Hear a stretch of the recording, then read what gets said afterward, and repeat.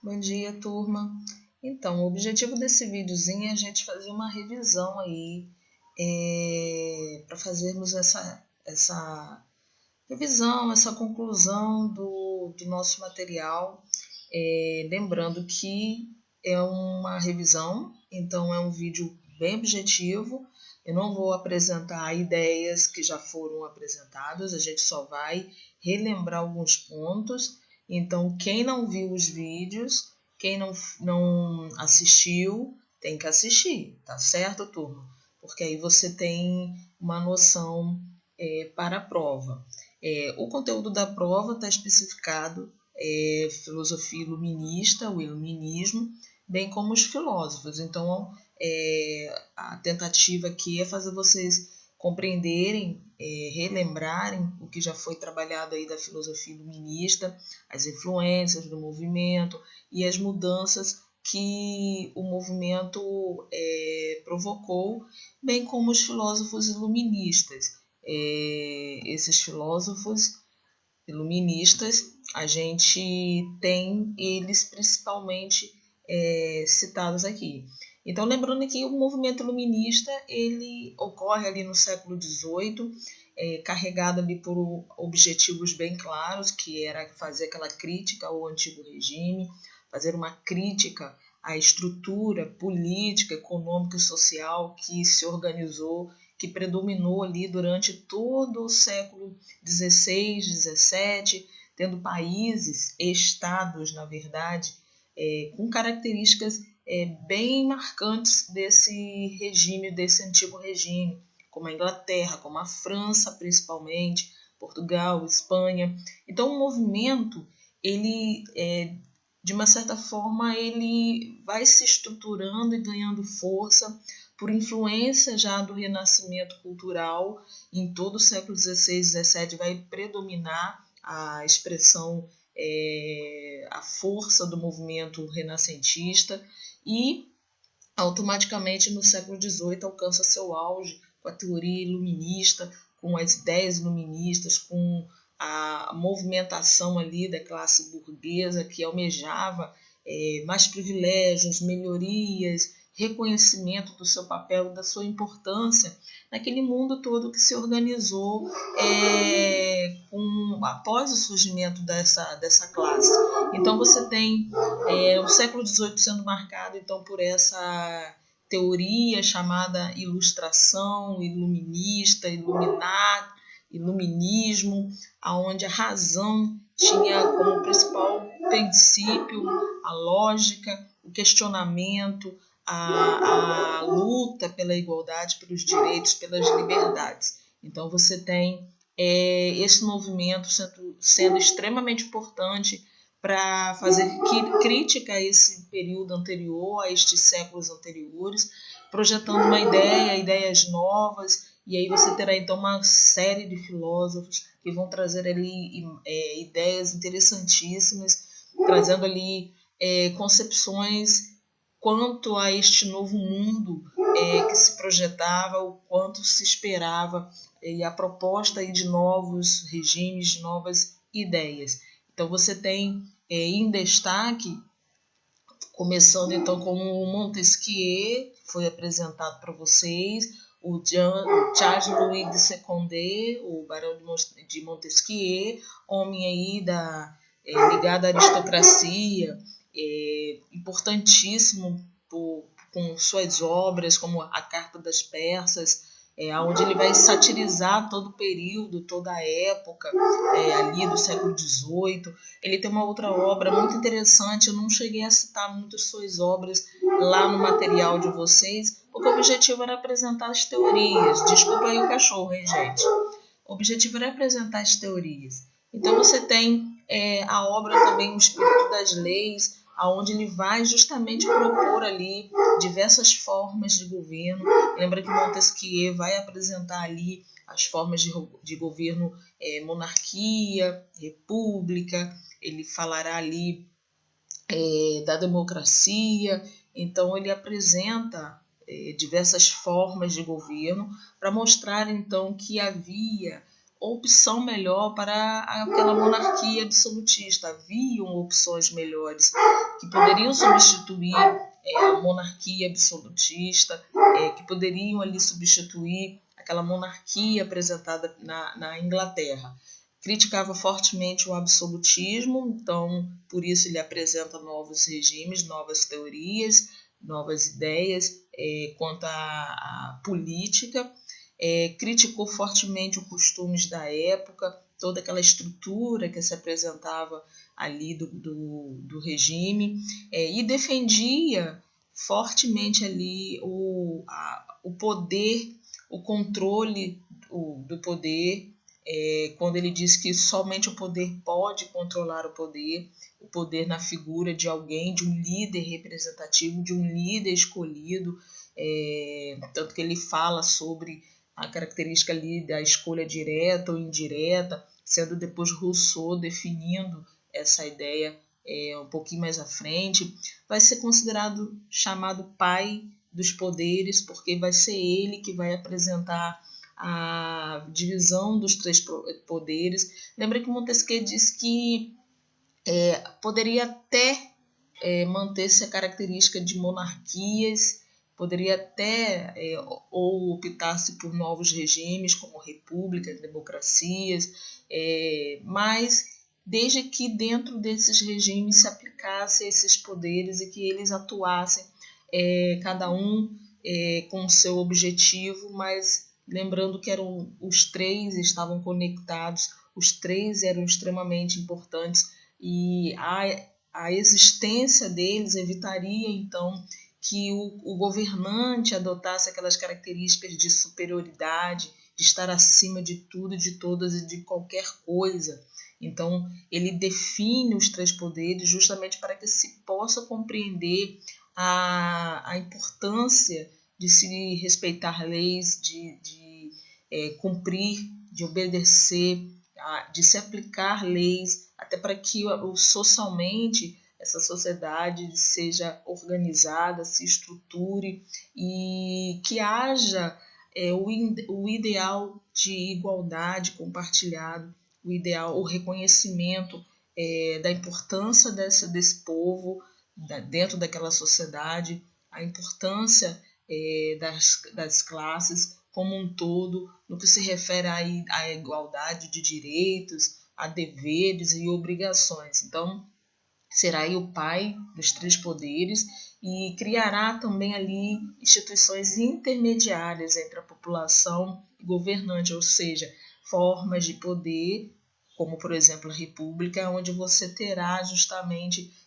a conexão, papel importante entre povo que escolhe esse governante e esse governante que representa ali os interesses do coletivo, os interesses desse povo, dessa sociedade. Então esse é o Montesquieu.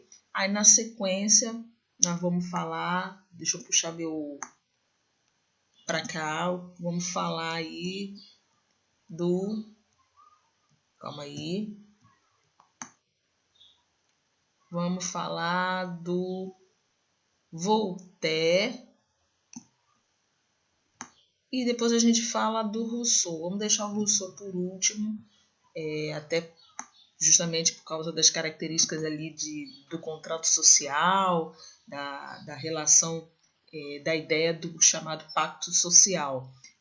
A gente tem o Voltaire, importantíssimo filósofo também iluminista. Obra principal dele, as cartas inglesas ou cartas inglesas. Voltaire morre ali no meados do século XVIII, mais para o finalzinho dele, no auge aí do movimento iluminista. Suas principais ideias eram ideias que faziam críticas fortes aos privilégios do clero, da nobreza, desse absolutismo que se caracterizava ali na Inglaterra. Defensor, então, da liberdade de expressão, liberdade religiosa. Lembra que Voltaire tem uma ligação muito interessante com o que ele chama de tolerância, principal fundamento também das ideias iluministas. A tolerância, seja ela social, seja ela econômica, política, seja ela religiosa, Tolerância no que se refere a você respeitar o outro, respeitar aí as opiniões, respeitar as diferenças, tentando entender que ninguém é igual ao outro. E o ponto fundamental para ele estava justamente nesta questão, entendendo que o outro é diferente, então você possui tolerância, e ao ter tolerância você consegue compreender e se compreender nas diferenças. Então, o defensor de uma liberdade de expressão, liberdade religiosa, principalmente no que se refere a uma liberdade individual, de pensamento, de escolhas, Voltaire apresentará então estes pontos como interessantes lá num vídeo. A gente fala com detalhes sobre Voltaire, fala então com detalhes aí sobre essa questão. Eu apresento ali até uma relação de Voltaire com relação ao corpo, à alma. Ele é defensor do chamado modelo político, e especificamente o Voltaire já apresenta um regime específico, que é a monarquia parlamentar representativa, que ele apresenta aí de poder mono, poder de a figura então de um líder, este líder sendo o rei, mas não estando acima da lei, ele sendo aí uma pessoa que está no poder, representando os interesses do povo, parlamentar, porque não governa sozinho, governa com a interferência de outros, com outros colaborando para o seu governo, e automaticamente sendo o povo o principal personagem dessa história toda. Então, quem não se recorda e não se lembra do Voltaire, faz o favor de dar uma olhadinha lá no material de vocês, tá bom? E por último aí, vamos falar do Jean-Jacques Rousseau, outro importantíssimo filósofo iluminista. O Rousseau, assim como o Voltaire, estiveram ali muito ligados à ideia do que se chama de contrato social. Lembrando que Rousseau tem aquele apelido, né, do filósofo que atira para todo lado, que fará críticas a outros filósofos, incluindo até o iluminismo, iluministas, e até o movimento, né, onde ele vai apontar certas questões que precisavam ser ajustadas, precisavam ser consertadas. O filósofo Metralhadora tem como principal obra justamente o contrato social, suas ideias ali fazendo crítica ao Locke, onde o Locke apresenta aquela ideia da propriedade privada, onde ele fala que a sociedade, o indivíduo, pode então se apossar de um bem e, ao tomar posse desse bem, prover para si com direito, porque ele conquistou, mas ao mesmo tempo fazendo, se for uma terra, por exemplo, fazer uso fruto dessa terra para que também possa beneficiar o coletivo, mas existe aí principalmente a exclusividade de direito. Porém, o Rousseau faz crítica a esse ponto, justamente porque ele diz que a grande problemática está em esse indivíduo ele se deter aí de orgulho, de ter aí de tamanho privilégio ao ponto de se achar melhor do que os demais e provocar, então, sendo provocada aí uma desigualdade social que ele não apoia, que ele critica fortemente. Então, ele fará duras críticas a desigualdade social, porque para Rousseau os interesses de uma sociedade é o interesse coletivo, é o interesse de todos. Você pode até ter um bem, uma posse privada, mas desde que o individual, o privado, não esteja acima e se sobreponha ao coletivo.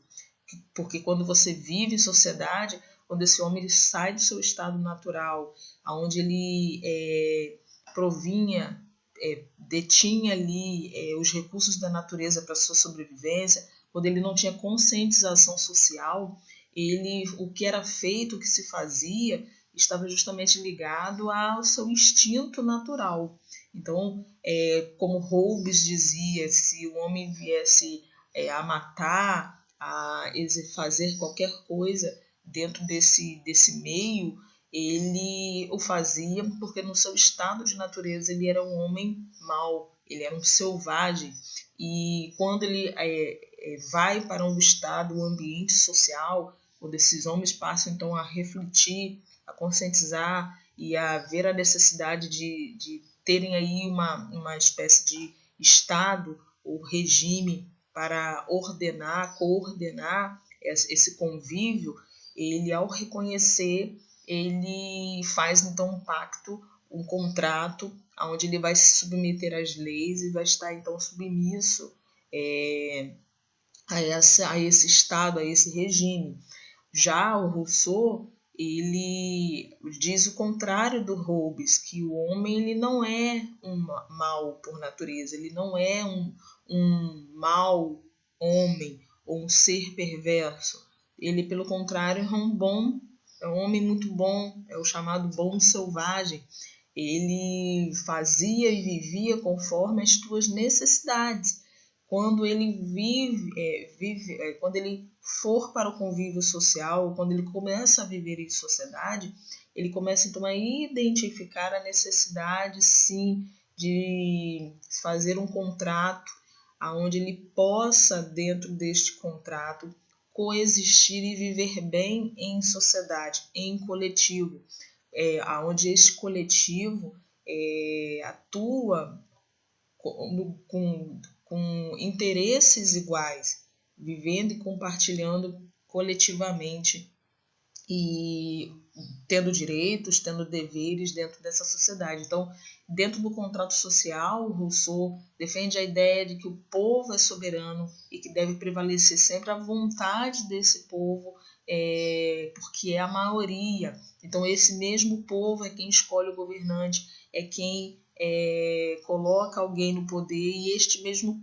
povo pode, se este governante não atuar conforme foi pré-estabelecido, atuar atendendo aos interesses do povo, esse mesmo grupo pode tirar este governante corrupto que o poder subiu à cabeça. Lembrando que ele faz duras críticas ao privilégio exclusivo individual, se sobrepondo então aos interesses gerais coletivos. Então ele defenderá ali a democracia, a igualdade jurídica, defendendo então a escolha de um governante por meio do que ele chama de sufrágio universal, por meio do voto, dando direitos, principalmente do voto, ao homem, independente de se ele fosse rico ou não, se ele tivesse posses ou não. Fez grandes críticas, né, ao que a gente está falando da propriedade privada, porque justamente quando esse interesse individual se sobrepõe ao coletivo, você tem uma distinção de classe, de interesses, e essa desigualdade social vai ser duramente criticada por Rousseau. Vai ser o defensor, então, da linha de ideia ali de que o homem é um bom selvagem, ele não nasce perverso, mal, como Hobbes apresentou. Quando até o Hobbes tem aquela frase, né, o lobo, lembrando que Hobbes é um filósofo absolutista, muito antes do Rousseau. Um outro período, um outro momento da história, onde Hobbes é um dos primeiros filósofos a apresentar a ideia do pacto, do contrato com o Estado, contrato social.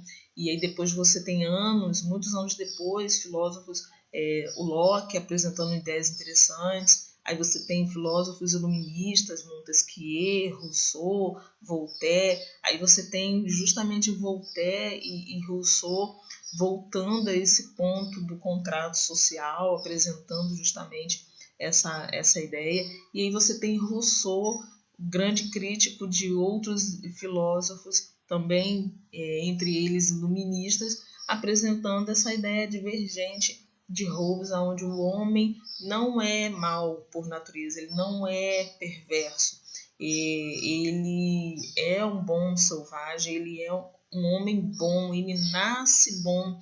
Na verdade, o que vai corrompê-lo e mudá-lo é a sociedade. é esse meio social que vai mudá-lo.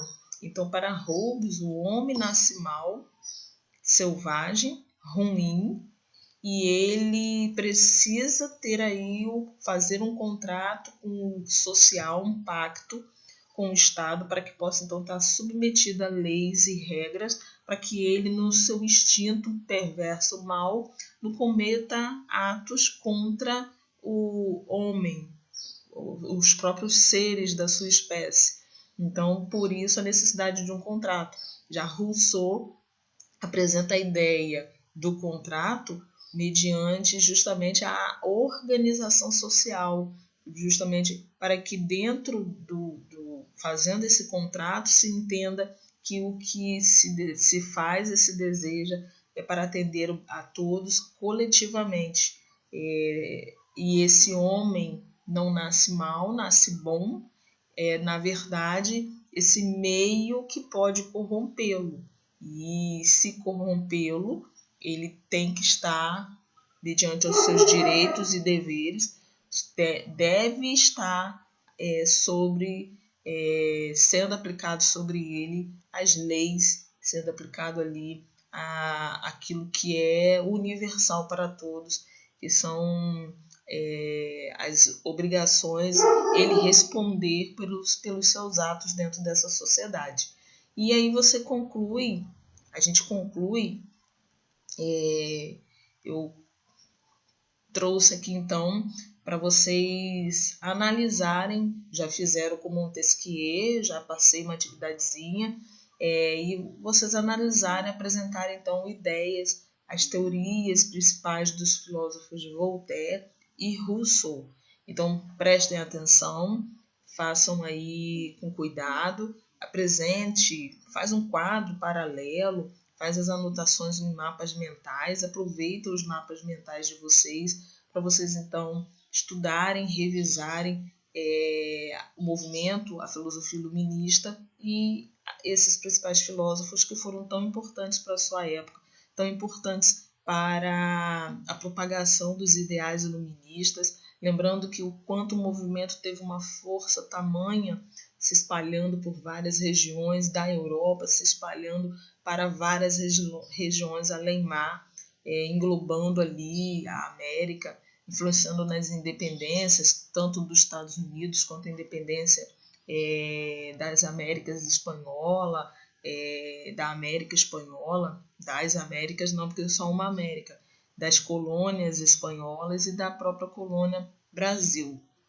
E aí você tem na própria Europa vários movimentos que foram extremamente desencadeados pela efervescência dos ideais iluministas. A gente tem inicialmente a Revolução Inglesa, que ocorre ali com a efervescência do movimento renascentista e ocorre profundas transformações dentro da sociedade inglesa, questionamento com relação ao antigo regime, e aí a gente sabe na história que é justamente a Revolução Gloriosa ali, a Revolução Puritana, que vai levar ali a mudança da monarquia absolutista inglesa para a famosa monarquia parlamentar, que se perpetua até hoje, e automaticamente, séculos depois, praticamente 100 anos depois, em 1789, a gente tem a grande Revolução Francesa, sendo marcante ali na transição da Idade Moderna para a Idade Contemporânea, na segunda historiografia, né,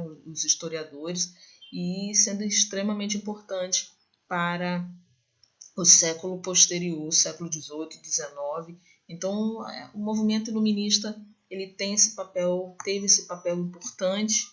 Estes filósofos foram extremamente importantes, grandes colaboradores da propagação dos principais pontos apresentados no movimento e automaticamente na construção da Declaração dos Direitos Humanos posterior e nas muitas constituições que a declaração, os ideais influenciaram com as ideias de igualdade, liberdade e fraternidade. Então fica aí a nossa revisão. Qualquer dúvida é só perguntar. A gente tem a aula para a gente conversar sobre, então que vocês aproveitem todos os vídeos que foi realmente apresentado, revejam, revisem o quanto for necessário para que vocês possam fazer uma prova tranquila, tá certo? Beijo, turma, fiquem com Deus e até lá.